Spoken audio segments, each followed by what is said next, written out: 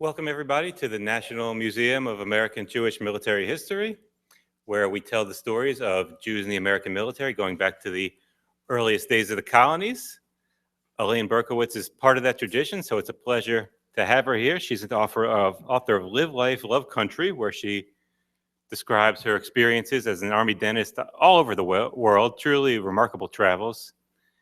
And all the good she's done with dentistry, with the military, traveling the world. I think I should point out that her most important role was as Miss August 2008 in the Jewish War Veterans calendar.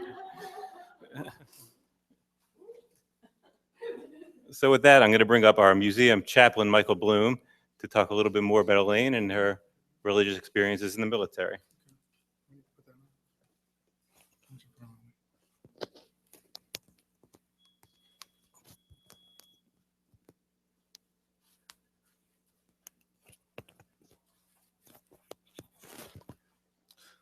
All right, welcome, folks. I think, an impossible task. I have a few minutes to give a little intro to this book.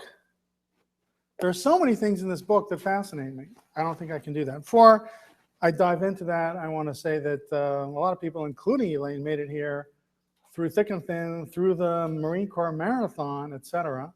I live right near the opening and closing of the marathon, the Iwo Jima Memorial. They're giving out free stuff like crazy there, so there's a little bit of a tribute to your making it through the marathon. They give you a little free item they brought for me, a little backpacky type thing. This book is a memoir of Elaine's life. It's not written as a Jewish book, but it has a lot of things about her Jewish experiences in the military and her life in general. What struck me most was that she's obviously proud of her Judaism. She's not afraid to put it in her book. She's not afraid to live a Jewish life to the extent that she can. She encountered some issues in the military where maybe a chaplain wasn't as helpful as he could have been to help her get to Rosh Hashanah services on a flight from, I think it was Iraq somewhere. But in general, I think she probably had positive help. And I'm struck by the number of times she talks about getting to Friday night services, making the extra effort to get to Rosh Hashanah and Yom Kippur services, and discussing how important that was to her to share the holiday with members of her religion. She's also a Pittsburgher. I'm a Pittsburgher, so I was intrigued by many, many parts of the book. She lives there now. She talks about early life. I recognize the shuls, the synagogue she's talking about, and many, many other institutions and places. I played speedball and softball from my high school at Whiteman Field, where she talks about some incidents, and I think she went to Whiteman School. I spent a little time at Alderdice High School, etc. So a lot of interesting things to me personally, but the book is written in a way that it appeals to everybody. And she describes, or the jacket describes her different roles, and in the book she talks about her roles as a daughter, as a lieutenant colonel, as a doctor, a dentist, etc. I want to add a little bit to that. I already mentioned she's a proud Jew, but she's also a knowledgeable Jew. She mentions her grief after her father passed away. She mentions visiting the cemetery a lot. And she mentions, I know in Judaism, we're not supposed to overly grieve. And she explains why she did what she did. And there are other situations, too, where she explains aspects of Judaism from a very knowledgeable standpoint. So I would call her a knowledgeable Jew as well. She's a caring person. The way she treated her patients, no pun intended, the way she treats her compatriots, her friends. She talks a lot about her friends. She's an active person. What did you say in the book? You've been to 46 states already? I don't know how many countries? I just made the last one. She just made the last one. She's a soldier. She's a curious person. She's a thoughtful person. She is sentimental and emotional in many respects. But you know what? She doesn't feel that she has to hide that. She discusses it, unlike what some people might do. And that embellishes or explains more about her to the reader. She's also, I would say, a very positive person. I love the story when she was in, I believe it was the Ukraine. She wanted to taste the borscht. I teach a lot of classes on Jewish foods. I learned that there's a fleischig borscht, a borscht that has meat in it. It's usually hot. I didn't know that before. So she says in Ukraine, I went to the Orthodox neighborhood because otherwise they would have put pork in my borscht, and I wanted to get kosher borscht. Who would do that in the Ukraine? Very impressive.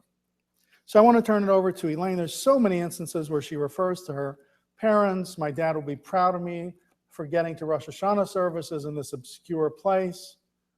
One thing that struck me in terms of her feeling for other people, other soldiers, other Jews, whenever she was able to go to a cemetery overseas, she said Kaddish, probably for people that don't have anyone left to say Kaddish for them.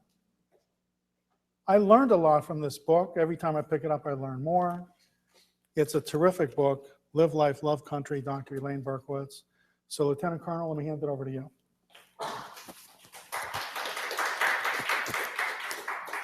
I'll let you put this on your side.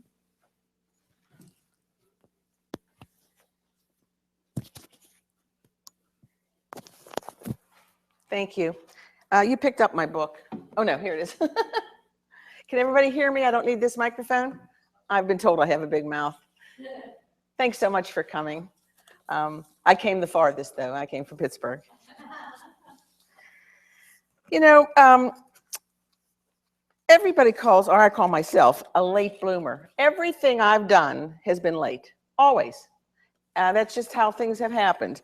When I was 30, I was teaching high school, and I had a phone in my room because I got the girls' jobs as dental assistants.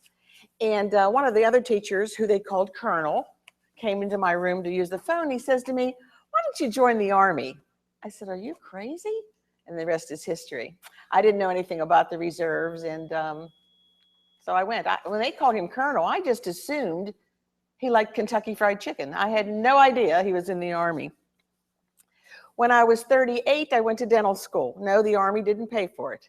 When I got out of dental school, they said, "Well, we'll help you pay your loans if you stay enlisted." I said, "Oh, no, I'm going to be an officer. I'll pay my own loans." And then in my 60s, I wrote this book. And I like to talk, and that's what I just kind of talked and typed and typed and talked. I'm not real computer literate, so anytime I went on deployments, I didn't take it with me. So it took me about 6 years to write. My cousin, an elderly cousin, said to me once, right after my first deployment, she said, "Why don't you write a book about your fascinating life?" And I said, "Oh, everybody wants to read about World War II or Korea. They don't want to read about me." But then more and more people said that. I've traveled the world, both military and civilian, and I've had such unique experiences. And I decided to do it since so many people said so. And it's been going very, very well now. And I'm enjoying going around to talk to people and share my story. Everybody says I don't look my age. I'm 71. And the reason I don't is because I'm single with no kids. That's what I attribute my youthfulness. Also, I had a very beautiful redheaded mother. I did my own proofreading in the book because proofreaders are very expensive. And I didn't have to put money up front to make the book, so there's not much in royalties. I didn't do this to make a living. I did this to share some really unique experiences. I reread it about 43 times. And one week, more than once, 2 times, 2 different occasions, I took a timeshare, a condo off somewhere out of Pennsylvania, and just locked myself in and wrote all day and night because someone told me that's what all the famous writers do. So that's what I did. It was interesting. I did not take it with me on my deployments. That's why it took me so long to write.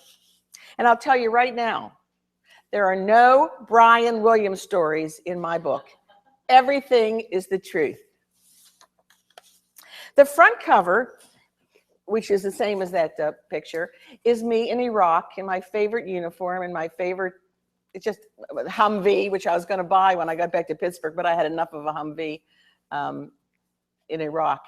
That uniform is at the, it's going to the Pittsburgh Penguin hockey game on Veterans Day. They came and took pictures of it, and they're going to show it on their screen, I guess, and they have it displayed with some other uniforms. So I'm real excited, and I won't be in town because I could have gotten a free ticket, and so I'm going to be real excited. And people will probably call me because my uniforms are in the Soldiers and Sailors Museum in Pittsburgh, and I get calls once in a while. And tomorrow I'm meeting with the people here. You know, I want those uniforms to go on forever, and I have them from 1974 to 2012.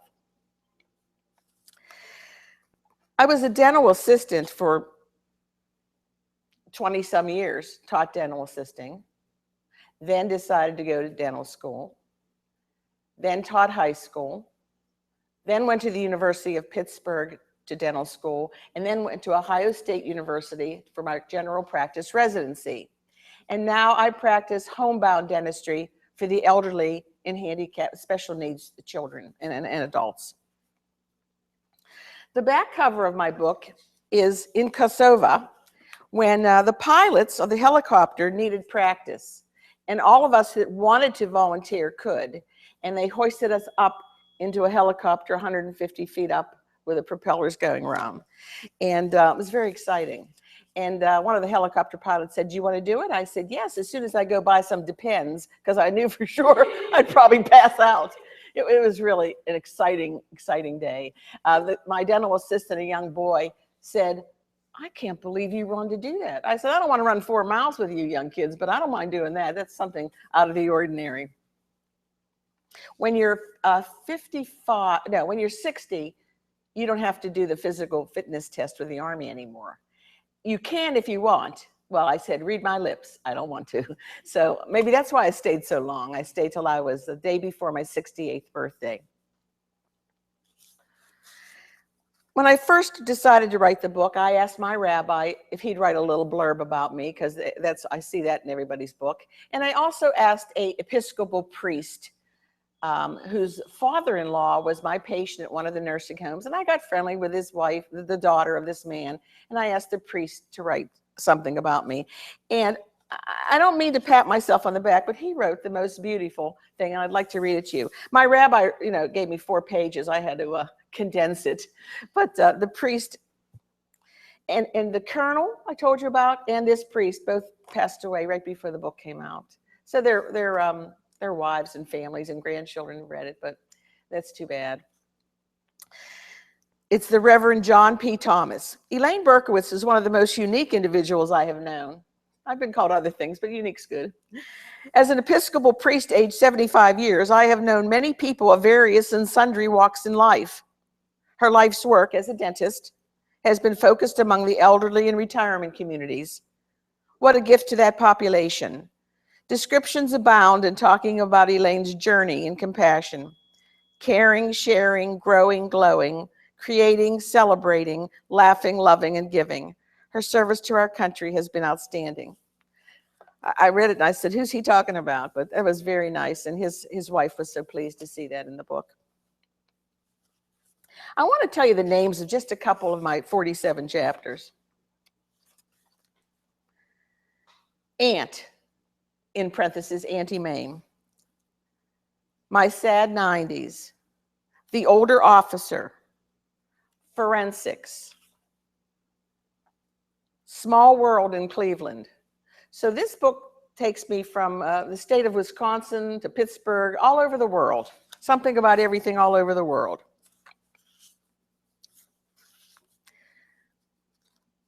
I'm going to pick out some interesting facts that are in the book to read to you. I went to Kenya with a dental assistant who I didn't know, was a young man we met on the plane going over, to work for the embassy. Now, we weren't at the embassy because in 1998, the embassy was bombed and leveled. And I got there in 2000, they were still building it. So they put us in what they called a safe house behind a big barricade with glass on top so nobody could climb over. 5 big mansions. This mansion, the living room was the reception room, the dining room was our clinic, out back was our compressor, and upstairs is where we lived. And when you got upstairs, you had to lock a big gate. It was very, very dangerous in Kenya. And you didn't ride around with the windows down because they'd see something on your finger like a ring and they just cut you off at the wrist. Very dangerous. They picked us up in bulletproof cars and took us different routes, and it was quite an experience. But when I was with the Army, some of these dangerous places, I never felt nervous or scared. Now I probably would, but I always thought the Army took good care of us. We worked on the embassy personnel, their dependents, and the military personnel. In fact, there was some small children with the assistant ambassador, small children that were such brats, you know, but there hadn't been a dentist there in a while, and people were getting some gum disease, and these kids needed some teeth pulled. It was quite an interesting experience. But one day, while I was lounging around between the early morning and the afternoon safari, we worked the middle weekend so we could have safari at the end. They gave us a military rate. Why not? I had a problem. Seems I was relaxing on a hammock and heard a horrible grunting noise. One of the grotesque warthogs was sitting under my hammock just inches from my derriere. I wanted to yell for help, but was afraid it would cause the hog to notice that what was right above him, and I wasn't familiar with his meal preference. Finally, a worker came out of the nearby building, and I kept waving to him until he noticed the problem. He started to laugh and assured me the warthog would not bother me. I jumped off that hammock so fast it's probably still swinging. Those beauties ran wild over the property. Another place I went was, the government calls it, and the Army calls it, Kosovo. The Albanian Muslims call it Kosovo. So once I retired, I now call it Kosovo. They prefer that. While I was in Kosovo, I was there for 4 months in 2007 and for 16 months from 2010 to 2012 with two-week breaks. Both times, both separate tours, I got very ill. I got ischemic colitis, and a lot of the young men there got kidney stones. And they were talking about it might have been from the water that they bought in country, the bottled water. Nobody ever proved what it was. And the first doctor said to me in 2007, it'll never happen again. It's a fluke. Yeah, well, it happened again 3 years later. I've been to Kosovo since, but not on the base, and I never got sick. So while I was there, and they took such good care of me, I decided to write a letter to the Pittsburgh Post-Gazette, letters to the editor. First class care. I am currently at Camp Bonsteel, Kosovo, serving with enduring freedom in the U.S. Army Reserves. I became severely ill and had to be put on a medevac flight to Landstuhl, Germany for treatment. I cannot express how lucky I was to be a part of this wonderful U.S. military during that time. I was taken care of by the Army, Navy, and Air Force with such professional treatment. The Army doctors, nurses, helicopter pilots, technicians, medics, etc., took care of me on my base. The Air Force flew me via Learjet to Germany, and the Air Force and Navy were the medical personnel at Landstuhl. Landstuhl being the American hospital in Germany. There's a lot of negativity today about the military health care. Please hear from one who has experienced it. First-class treatment. I am proud to be a member of the U.S. military. Lieutenant Colonel Elaine H. Berkowitz, Camp Bonsteel, Kosovo. I was back about 2 weeks when a young private came running up to me with a newspaper in her hand. She lived somewhere outside of Pittsburgh, and her mother saw the letter, so she sent it to her. She said that her mother had one question to ask me. Would I have been taken care of so well if I had been a private? And I assured her I would have. It doesn't matter your rank. If you're sick, and they're going to take good care of you. Anybody ever hear of Suriname? All right, it's the very top of South America. Usually there's 2 or 3 in a group that has heard of it. Looking at the people and knowing that it's in South America, you'd think they'd speak Spanish, but they spoke Dutch. It was a Dutch colony. So we went there on a mission, about 8 or 10 dentists, and we just did dentistry all day. We set up in a little schoolhouse and did dentistry all day in 2 different locations. I was there for 3 weeks. And of all my military experiences, all the missions, all the deployments, Suriname was the worst thing I've ever seen in my life. It was disastrous. So I'm going to read you an email I sent back to my friends. Tent City, ugh. 11 girls in a horrible tent with a huge noisy fan and drip, drip, drip, drip on you all night from the rain.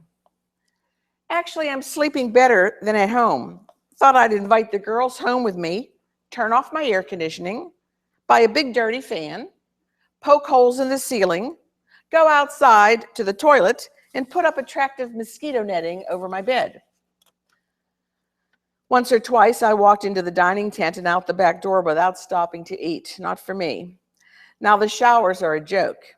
Up steep steps, no banister, very dangerous.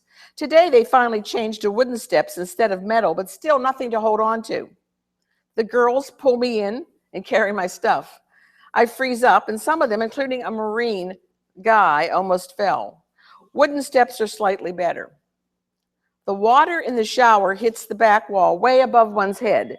So during the rain, the bubbles ooze from one's orifices due to lack of rinsing. But that's probably more information than you wanted to know. We finally got our laundry back after 9 days. It's still pouring every day. I haven't been eating much, and my belt tells me this is good. It's fun at lunchtime as we all sit around eating our MREs, meals rejected by Ethiopians. Just kidding, meals ready to eat.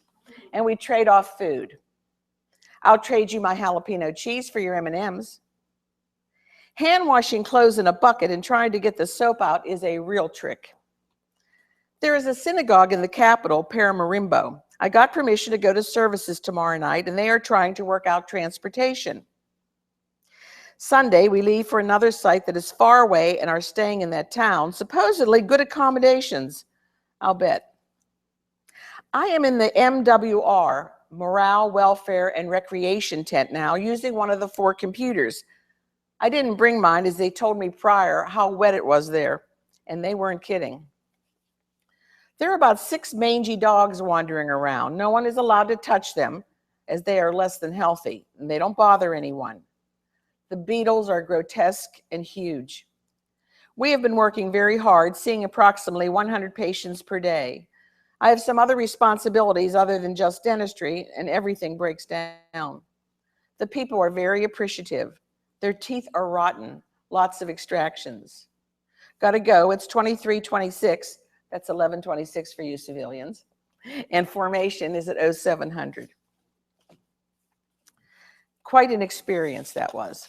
And what I did before I left, as I do for other missions, I had their post-surgical instructions written in Dutch. So at least they got the information right. Because once it gets translated, remember that game when you were little? You whisper in the ear, by the time it doesn't sound like anything like it. So I had it written out. When I was, before I did any of my deployments, I get a call. Now, dentists, physicians, and nurse practitioners only have to spend 3 months deployed. They can extend if they want or if they need them, but they only really have to do 3 months. And why? Because they're afraid if they lose their practice, nobody is going to sign up for the reserves anymore, and then they'll be in trouble. Now, an orthopedic friend of mine, he goes for 3 months, but they call him 3 times a year because they need him, the orthopedic surgeon. And so I was called and asked if I wanted to go to Fort Knox, Kentucky for my 3 months. And I said, no way, I want to go where the action is, or I'm not going. I was still a little superstitious. I wasn't going to volunteer, but I knew eventually it would come. And about 3 months later, I did get my letter for Iraq. I ended up staying, no, I was there for 3 months. I also went to Kosovo, which we now call Kosovo. And I knew nothing about Kosovo. I hadn't even heard of it. Did anybody ever hear of it recently, or Kosovo? Yes, yeah, that's right. It's a Balkan state. It was Yugoslavia. They all split up. It's the tiniest one, landlocked, tiny, tiny, and very, very poor. But I didn't know much about them. I found out some very interesting facts. The Kosovar, they're Albanians and they're Muslims. We called them on the base pseudo-Muslims because they really don't follow any Muslim, except they don't eat pork and they don't drink. Other than that, unless they're very old, they don't go into their mosques, they don't do anything. So when I would go out on missions in the city, there's a physician and there's a dentist as well that were interpreters for the Army. They made more money working for the US Army as interpreters than being a physician or a dentist over there. The pay is unbelievable.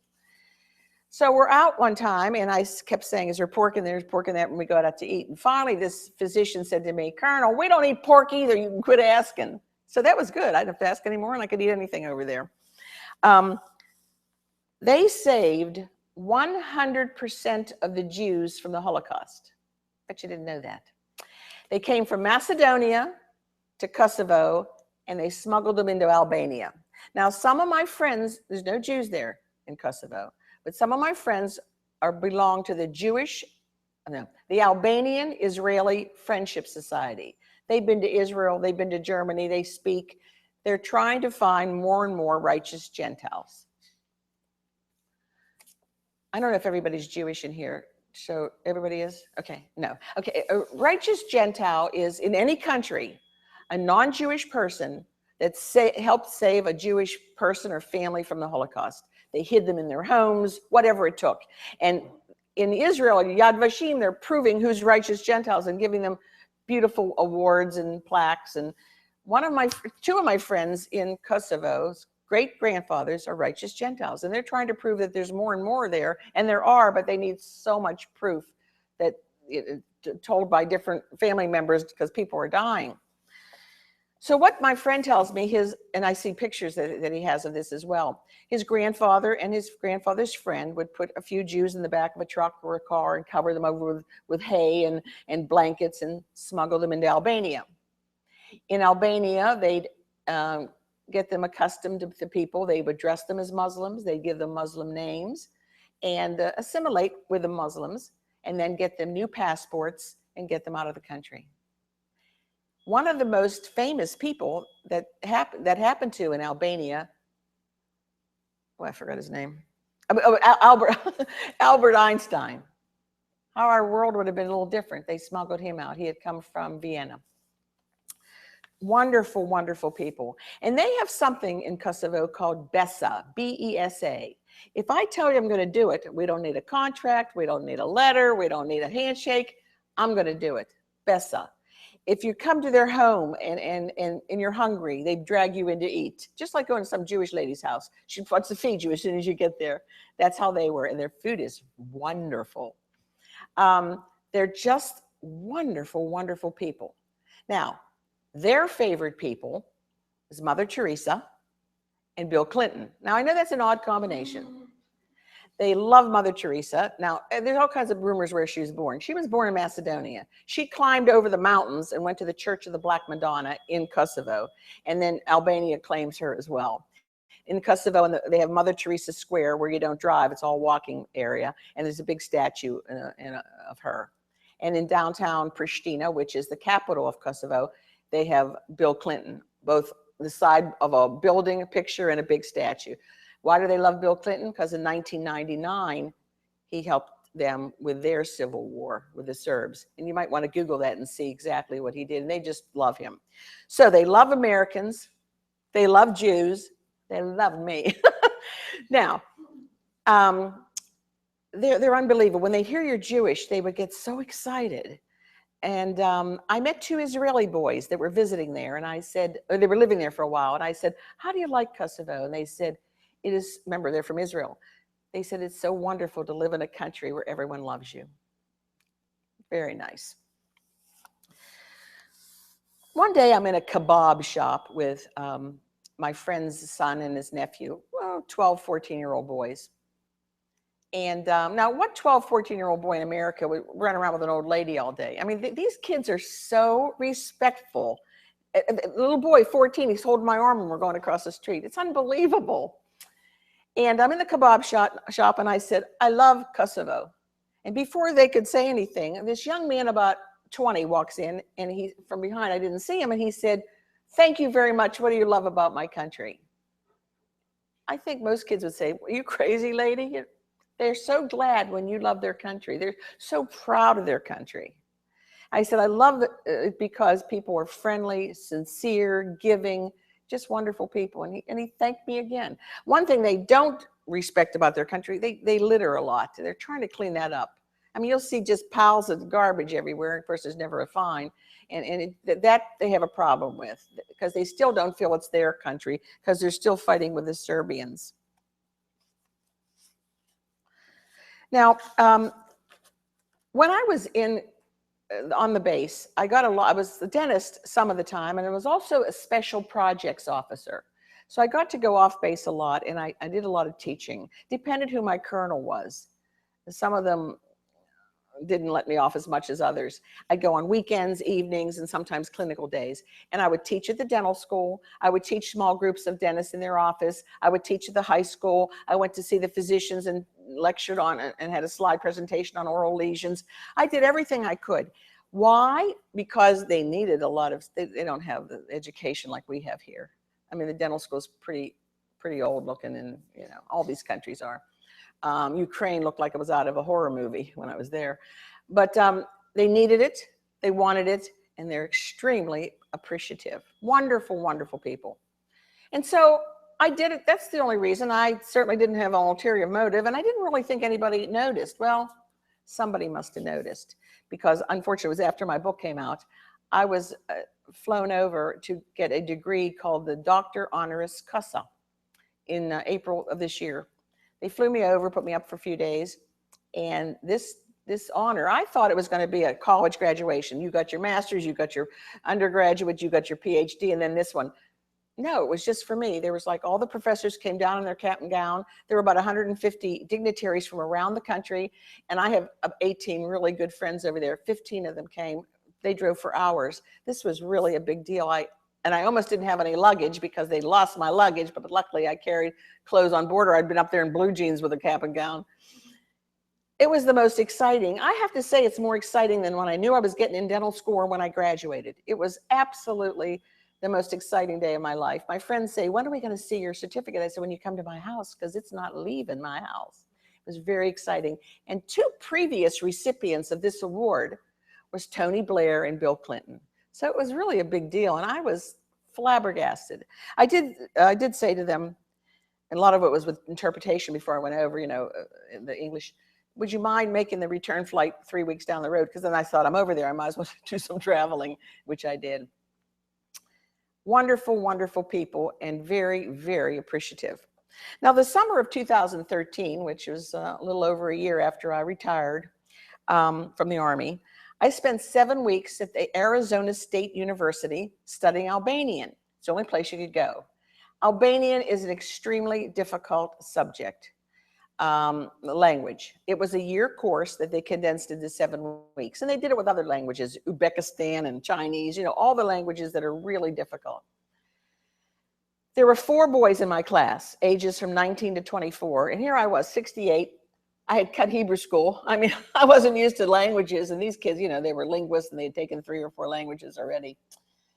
It was okay on paper. I mean, I could understand them. I could read it. I could do my tests well. But to speak, I mean, I couldn't get it out fast enough. It's very difficult. So one of the boys who had hair down to his waist, he was part Indian, he said, would you like to study with me? He must have thought, I must have thought he was crazy. He knew that I was shocked. He said, it helps me if I study with someone. Well, that's not true. He was just a nice kid. So he wanted to be a teacher. So Friday mornings were the tests. And every Thursday afternoon, we'd take a classroom and he'd write on the board, like a teacher. One day his phone rings. It was his mother. He said, I can't talk now, I'm tutoring. And he was just a sweet kid. And after the 7 weeks, which was a fantastic, it was in Arizona State, which is in Tempe, Arizona. And one of my friends called and said, I heard it's 118 degrees. I said, no, it cooled down. It's only 112. But there's no humidity. It was fabulous. I had a great hair day every day. I haven't had a good one since. I just think it was fabulous there. It was hot, but it was wonderful. Maybe it was 7% humidity tops. So after the course was over, I went home for a week, back to Pittsburgh. And then I went over to spend 7 weeks traveling around Albania, Kosovo, Macedonia, visiting with friends, and just, it was a wonderful experience. Got to see some of the sites I had missed, which weren't too many. Saw some of the sites over, spent wonderful, wonderful hours with these wonderful, wonderful people. And I have just decided a few weeks ago to make an award at at Arizona State University, the Dr. Elaine H. Berkowitz Albanian Fund. So any other American student that would, or person that wants to take the course, help defray some of their costs. I give them a check every year and then I put it in my will. Because, you know, it's a summer course, it's not cheap, and these kids have to live there. And so I also used to take the kid out for dinner because I knew he couldn't afford to eat right. And so it helped defray the costs because I loved my experience there. When I was there, when I was in Albania just a few months ago, I stopped to see my teacher because she comes in every summer from Albania to teach the course. So I had lunch with her, and that was nice to see her. One other thing I like to do is go to the VA hospital, but particularly in the winter when I can wear my Iraqi jacket. And those old guys come up and say, "Hey, it's your son in Iraq." I said, "No, I was when I was 60." And they were wearing their World War II and Korean jackets. You know, I get a real kick out of that. I'm a VA patient, and I know there's been a lot of controversy about the VA. Well, the one in Pittsburgh is fabulous. I couldn't be happier. I didn't know if I wanted, they offer you 5 years after you retire, and I didn't know what I was going to do. And I talked to my physicians and said, you know, I might be back, but I'm going to try it. And my PCP said, you have to promise me you'll ask me for a second opinion, which was very nice of him, and I've done it twice. I've had nothing but wonderful experiences. A gerontology, a physician who treats the elderly, a gerontologist, told me his wife is a physician there, and she would take me. I wouldn't have to go through the women's health center. I said, great. She's bright, she's lovely, she's right on top of everything. And if you have an appointment for any of the specialty clinics at 2:30, I get there, I come flying in at 2:29, and at 2:31 they're calling me. I never spend, I mean, it's been nothing but good experiences going there. I didn't care for the eye exams. I tried a couple of the doctors, so I went back to my own eye doctor.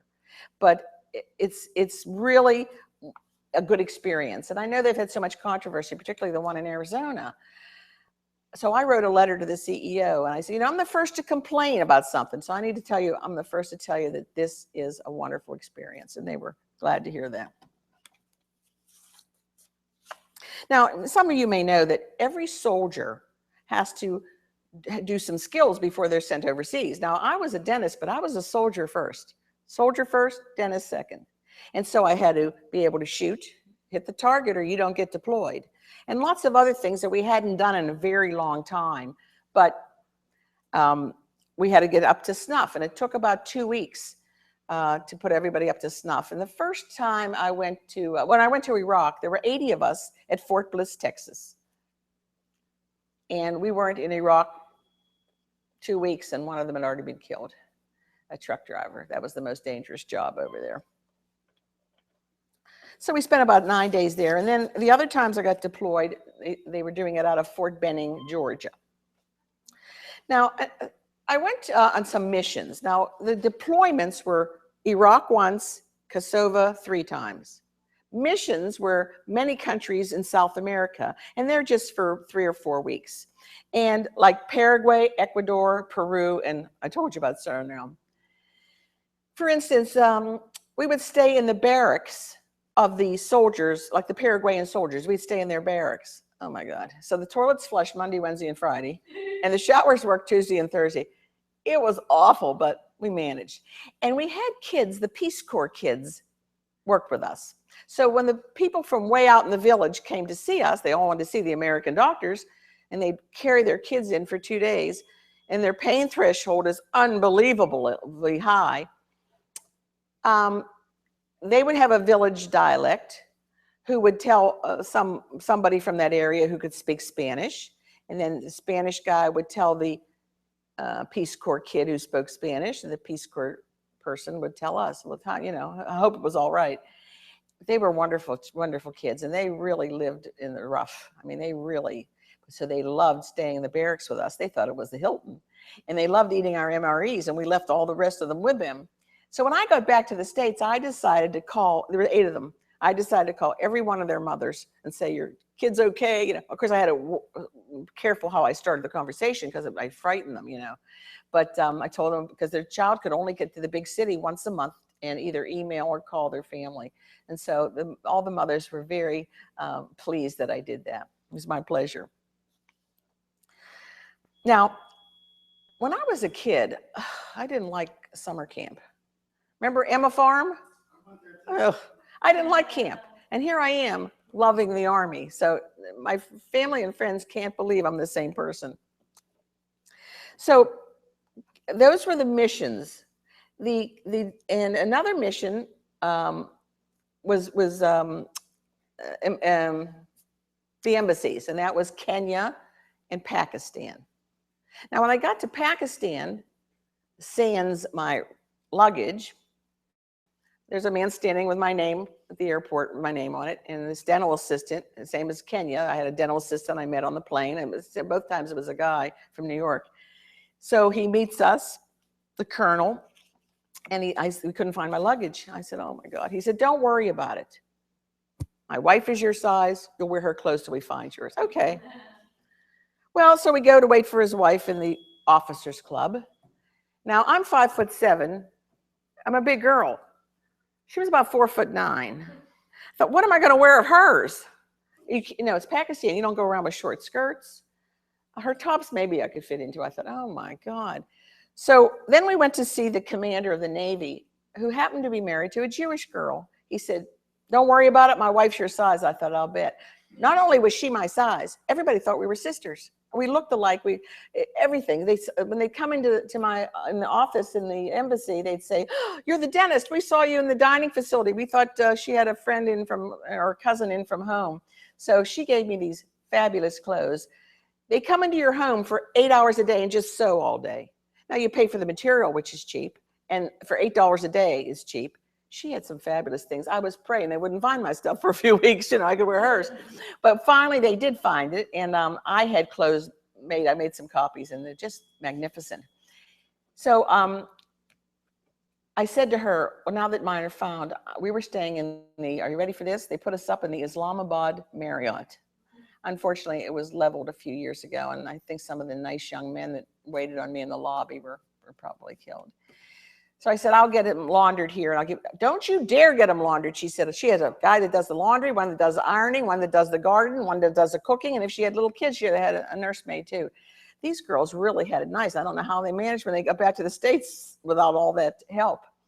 Her children were teenagers and decided to come back to the States to live with their grandparents. That's why they weren't there. But it was quite an experience. And every morning when they picked us up, they went a different route to the embassy in a bulletproof car.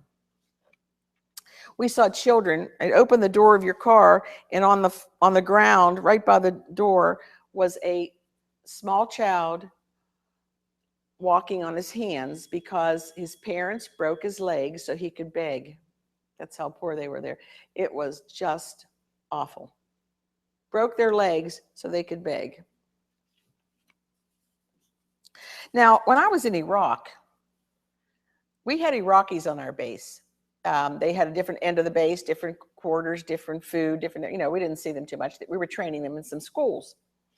But there was a general, there were a bunch of generals, and this one would have these dinner parties, and he always sent a car for me, and their food was like Greek food. It was fabulous. But it was during Ramadan, and we would fast all day, and then he'd run to the mosque on the base because this was part of Saddam's city at one time. And then he'd rush back and we'd eat. Fabulous food. And he didn't speak any English, and he'd always sit across from me. And for a while we were emailing, and I'm thinking, who's doing his email? Because he doesn't speak English. But I think, I'm pretty sure, he was about 5 foot. I think he wanted me for his 5th wife. I'm pretty sure of that. So I went home, he went on leave, and I was leaving. So we said goodbye. And then about 2 months later, one of the captains from Cleveland, Ohio, sends me a package. He said, oh, I forgot to send you this. The general brought this back for you. And of course, they can't mail anything from there. And he wanted me to give it to you. He sent me a dress I can't believe it. Finally got a wedding to wear too. It was the darkest green velvet. It looked black with so many jewels. I mean, it was drop dead gorgeous. So I'm thinking, where am I going to wear this? But I did get a winter wedding, and I don't want to say I look better than the bride, but people did come up to me and say, where did you get that dress? One day I was in shul for Rosh Hashanah or something, and I was wearing a dress that I had made in Pakistan, and what was probably a Muslim hat. I brought some beauties. It looked like yarmulkes. I brought some back for some male friends, but this one was all jeweled. And a girl came over, and I'm on the aisle, and she came over and bent down. She goes, where did you get that? I said, in Pakistan. She said, it's too far. And she got up and left. I don't even know who she was. She went back to her seat. So you can't wear it too often because it's really a knockout hat.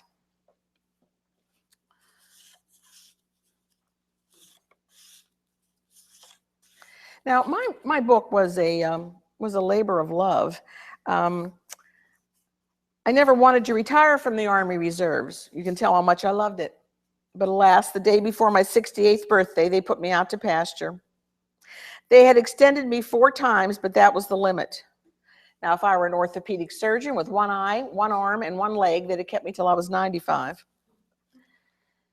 I loved all 38 years, and it was a great run. Just writing this book and rehashing some of my Army experiences has made me smile. I had a great time and wouldn't have changed any of it for the world. Thank you, Colonel Kentucky Fried Chicken.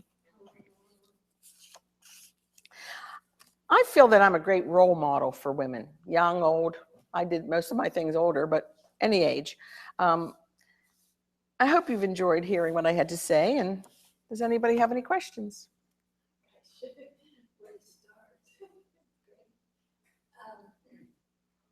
What about sexual harassment throughout your I never. military experience? Never. Maybe I'm not pretty enough. I don't know. But no, I think, I'm not saying, I'm sure it goes on.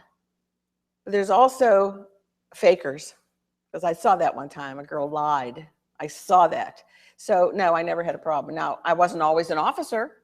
I was enlisted for 13 years before I got a direct commission. So I have never experienced it. In fact, we had a guy in the office one time. He just had a dirty mouth. And you know who reported him? Another guy. Really? Yeah. This must be 1 out of 20.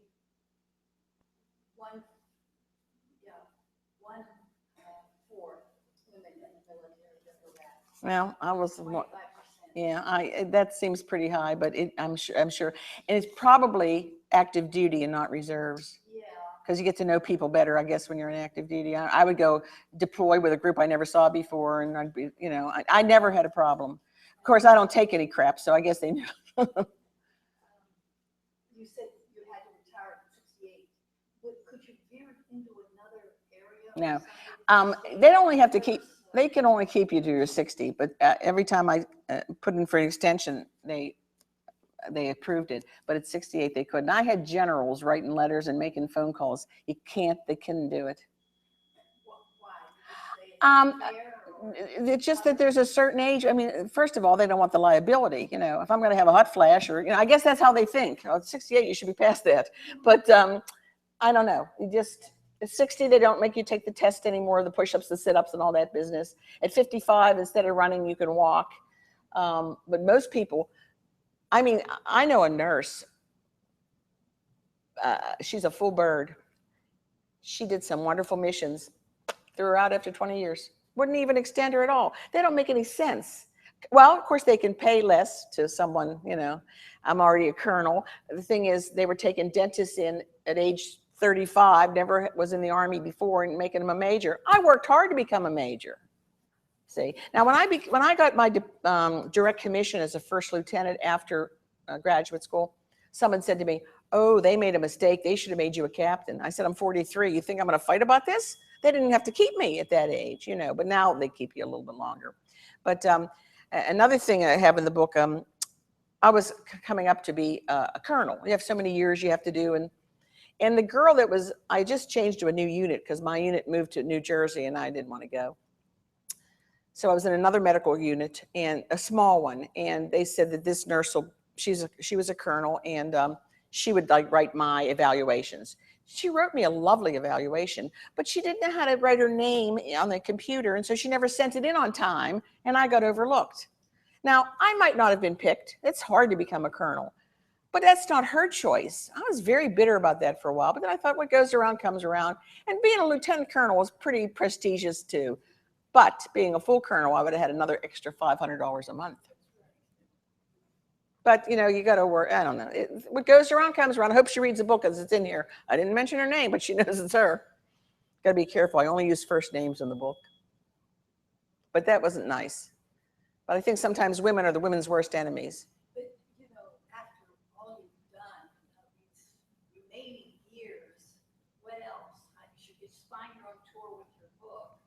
What comes next? Well, I'm still working part-time as a dentist for the special needs patients in geriatric. I'm working 30 hours a month. I travel a great deal. And I'm having fun with this. Yeah. Your tour. Yes. Not a whole lot, a little bit. In Pittsburgh, I'm doing it a lot. But I just came back from a couple places in the South. Where are you doing your dentistry? In Pittsburgh. Oh, so it's open to the public. They can call up and ask for an appointment. And, well, it's all referral. I mean, I don't have an office. I go to people's homes, nursing homes, hospitals, and rehabs. I see handicapped, special needs children and adults and geriatrics, and the patients that no other dentist wants in their office. They've got Alzheimer's, they're disruptive, and they don't want them in their office. I go to their homes. What about your equipment? I carry everything portable. Your utensils? Everything's portable, sterile. Really? It's not easy, and that's why I probably never retire, because no one wants to do this. And there's people like me all over the country. There's somebody everywhere. There are these temporary nurses agencies. Yeah. that is No, no. And Doctors with Borders. Yeah. These people go to South America and work on the ships. Yes. Well, I was going to do a ship in Panama, Philippines this summer, but I have sleep apnea. Everybody know what that is? And because I have that machine, they wouldn't take me. So I just got an intraoral appliance, so I don't have the machine anymore, so I'm going to go next year. That's a volunteer. I do that. I went to Ukraine as a volunteer. When you volunteer, you have to pay for everything. Yeah. So you don't do it all the time, but I've done it several. Can you get a grant for that? No. No. No. Grants for that kind of thing. No, they think all us dentists are rich. Somebody else have? When I first met you, you were wearing khakis. Where'd you meet me? Columbus, Georgia, on Broadway. Where? Say again? Columbus, Georgia. Did, My sister Vera, where did we meet? we had lunch together. Not this time I was there. This year when I was there? No, A long time ago. you were on your way to someplace, but I couldn't figure out that day why you were wearing khakis and combat boots. I was stationed at Fort Benning. Yeah, but you didn't have to wear those clothes. It must have been, it depends when it was. Sometimes we had to wear them longer. Downtown, like ready to go downtown? They might have let me off for a few hours. I don't remember. Yeah. The reason I asked, I mean, it puzzled me at the time, it still puzzles me, because my husband was in the Army for 27 years. And he wouldn't wear his uniform unless he was going to. Yeah. No, it depends when I was there. I was there for, when I first came back and was going to be retired, I had some medical problems. And so, Before you were getting ready to go oh, overseas. then we didn't have any civilian clothes. We were all Army. That's, if it was, I was getting ready to go. We went to Temple Israel. Yeah, I was, yeah. See, if we didn't have any, if I was getting ready to deploy, that's all I had to wear. Take it or leave it. But I'll tell you the truth. I was always very proud of my uniform. I loved wearing my uniform. One of my friends who owns a pizza place used to call me, some girl said to me, "Are you a meter maid?" Oh, I could have killed her. But he used to call me, he was a little Italian guy, a first generation. And I would just join the Army. I was an enlisted sergeant, you know. And he said, he always called me lieutenant. I said, "I'm not a lieutenant." No. Yes, he always called me lieutenant. I said, "I'm not a lieutenant, I'm a sergeant." Well, he didn't know the difference. It was a big joke. Then I became a lieutenant. Then I became a captain. I said, "You're going to have to get with the program. Don't call me lieutenant anymore. I'm a captain now, you know." But I think I read that in the book, and he passed away before it was out. But yeah, we didn't take civilian clothes, some of these missions. Nothing.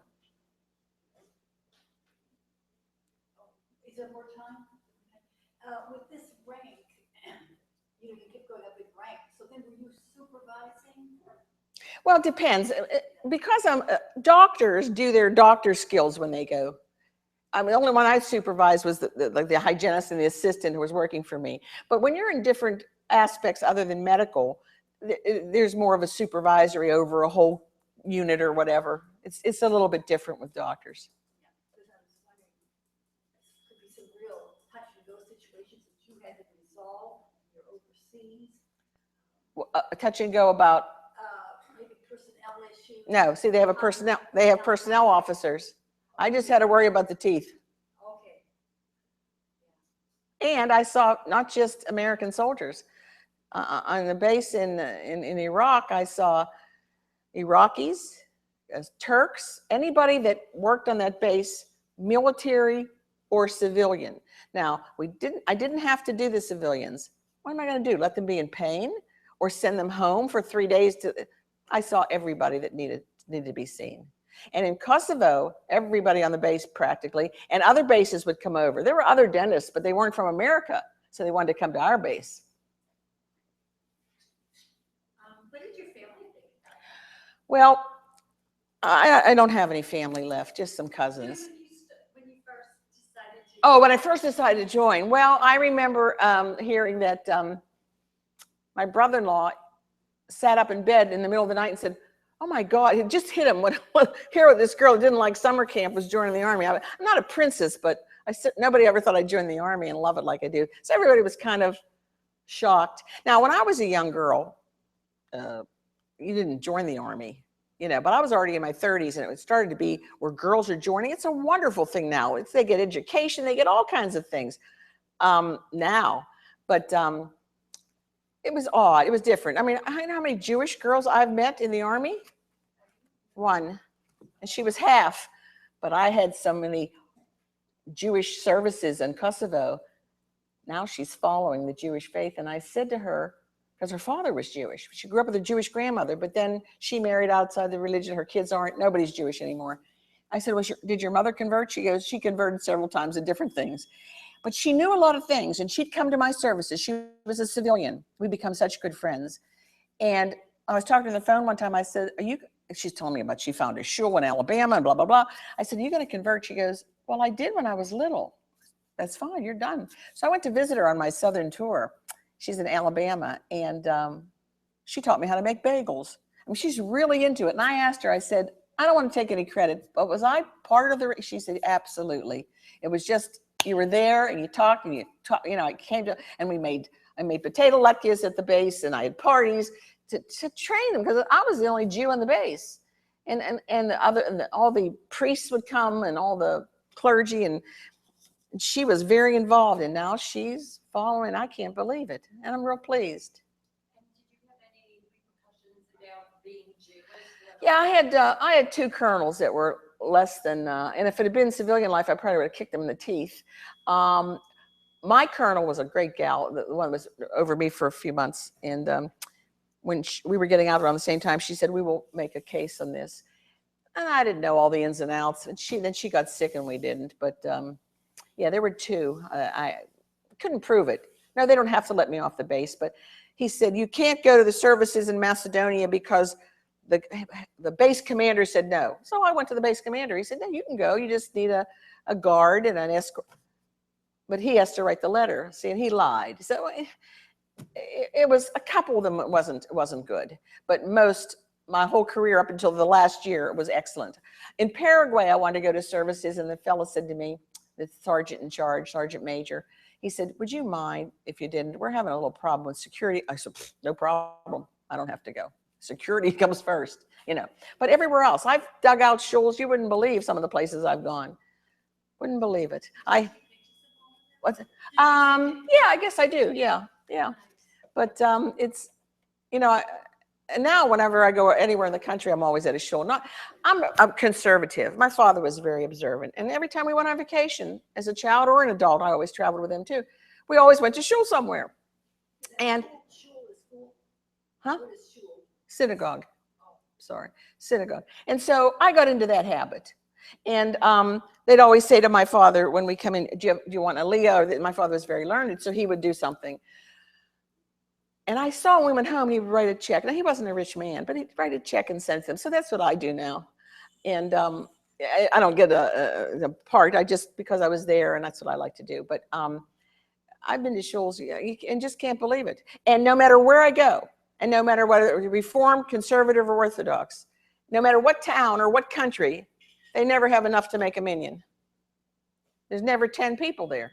Very sad. Once in a blue moon. I was just at a synagogue in Greece, in Thessaloniki, Greece. Nobody spoke English. I go in, it's Orthodox, so I sit with the ladies. And there was about, this particular one, there was about 17 men came in. I was shocked. Well, one looked like he was Orthodox. 12 looked like they were conservative. And 3, I said to my friends, looked like they belonged to St. Mary of the Mount. They didn't even look Jewish, but I'm sure they were. But nobody even spoke to me because nobody spoke English. They were very nice. They smiled and I smiled, but it was interesting. I've gone in all different languages. Fun. Any other questions? Yes. Yeah, I'm sure very naive. I didn't know that the military went to civilian areas to do medical work. I'm sure it's not based in Suriname. That's right. And people said to me, why'd you go to Paraguay? Why'd you go to Suriname, Peru? Because the United States never knows when they will need an airstrip somewhere. So they're being kind. Okay, so it is just purely civilian. That's right. But with the military idea in mind, that maybe. Well, you know, some of these places, who's going to send, civilians aren't going to go. But it's because we might need an air base sometime. So we did extractions mostly because their teeth are so bad. We used to find the drugs we give them for pain in the little stores the next day because they sold the drugs for food. Their pain threshold, so they didn't even think we were going to give them Novocaine. They didn't expect it. Their pain threshold's unbelievable. The sweetest people. I'm laughing because I just had a tooth extraction. And what they did to kill my pain. See, but these people, yeah. And they would carry some of their children to see the physicians were crippled up or some type of retardation. They would carry them on their back for miles to come to see us. We even took vets along to treat their animals. There's like 17 of us, dentist, physician, a couple of nurses, a veterinarian, a pharmacist. It's very, very interesting. The one in Suriname was just a dental mission, but the rest of them were medical missions. I've had a very exciting life. I would do it again in a minute. I would have stayed in, but can't. You mentioned visiting some of the synagogues. The Suriname synagogue, you especially comment on the sand floor. Yes, it was a Sephardic. It was the oldest in the world. They walked there from wherever they came from. The floor was sand. It was very, very nice. And the Jews there were of all different colors. Very, very nice. Very interesting. Other synagogues, and I know you've been to a lot of museums, some Jewish, some Holocaust related. Any other synagogues or museums that stuck out? Well, in Thessaloniki, Greece, I was just there a few months ago. They have besides that synagogue I went to, which is on the second floor of some building, they have a Jewish museum that is fabulous. In fact, they have several museums. They have, you know, of clothing of the area and different history museums, and the Jewish one as well. Fabulous. Of course, the cab driver dropped me off in the wrong corner. He didn't know where it was. But it's just gorgeous. Very, very nice. I like museums. Also, a couple of times in your book, you comment on the sadness of war. And at the same time, you say, but I was trying in what I was doing to enjoy what I was doing. Can you comment on that mixture? They say, you know, you got to do other things to make your, you know, you got to live with this. So at night, when you're free, you do something. I played Scrabble every night in Iraq. Got everybody to play Scrabble. Worked out in the gym, which I never do in the States. You have to keep your head clear. I mean, we're at war, but you still have to do things. They had classes. They had all types of things. I remember when I started dental school, the first day of school, one of the professors said, dental school's tough, but you better have a hobby. You better do something to get your mind clear. And that's what you have to do when you're deployed. Now, Kosovo was not, it's a peacekeeping mission. But every time the United States says they're pulling out, a Serb shoots an Albanian, and then we're back in. So there's some dangerous areas there. We found a nun in the first time I was there who was also a dentist. She was a dentist for a few years, and then she became a nun. And somebody gave her a dental chair, a very nice one. And then they wanted me to go and see what else to help her out. So I spent the day with an interpreter and her, and she didn't learn a lot. I don't know where she went to dental school, some other Balkan country, but she didn't seem to know a whole lot. And I showed her what she needed to order. And I kind of gave her a continuing education course for a day. Cute little thing. All you could see was her little face, you know. So we took some pictures, me, her, and the interpreter. And the men weren't allowed in the building, only the women. And she couldn't tell me how many nuns lived there for security reasons. Anyhow, I wrote to my colleagues, and I'm telling you, I've written to my dental colleagues so many times, and they're always coming forth with stuff for me for some of these different crazy places I've gone. And I wrote a letter in the dental journal, you know, she needs this. Man, the stuff started coming. And then I had somebody else for them to mail it to after I left. But you couldn't mail it to her, it would never get to her because the postal system was so corrupt in these countries. But see, we mailed it through the Army.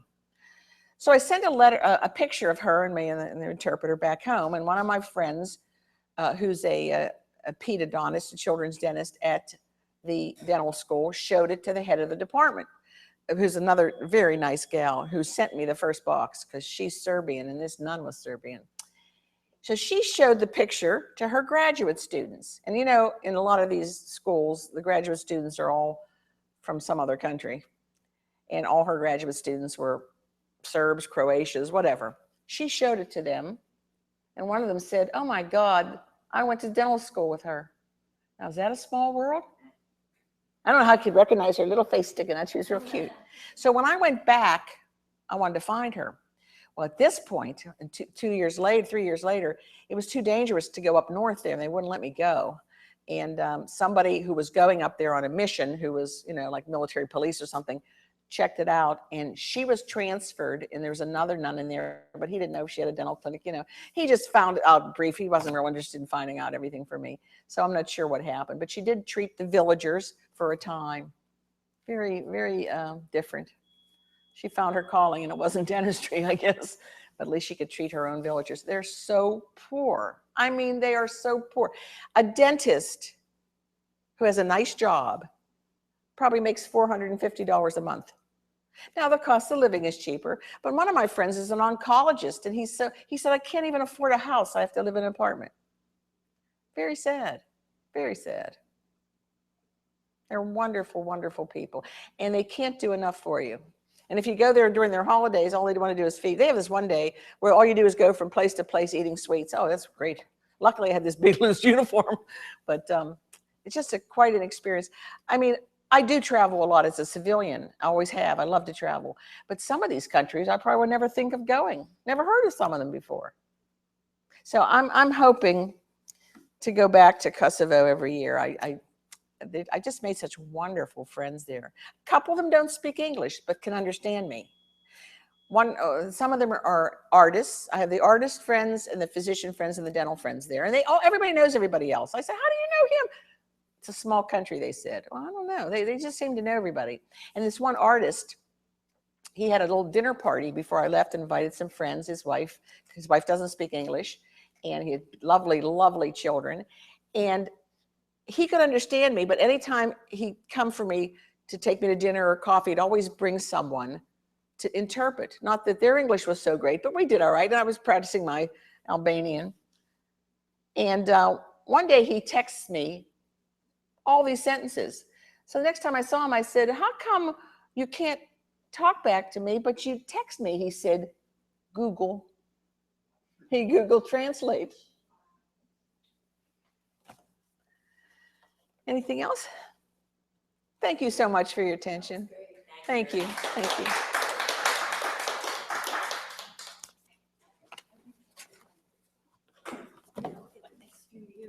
What's that? Well, I don't know. Yeah, I thought about it, but I don't know. I don't know if I like living in